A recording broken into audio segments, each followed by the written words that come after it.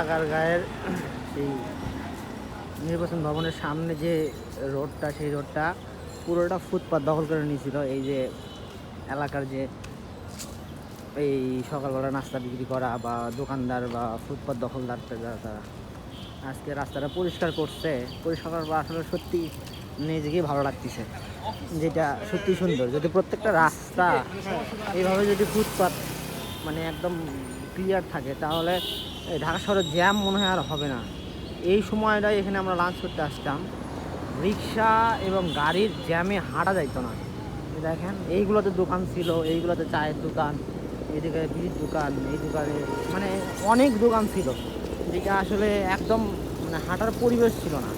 আজকে এইগুলো ফাঁকা করতে দেখেন, দেখতে পাচ্ছেন ফাঁকা করার পরে এত সুন্দর লাগতেছে, মানে পরিবেশটা সুন্দর লাগতেছে।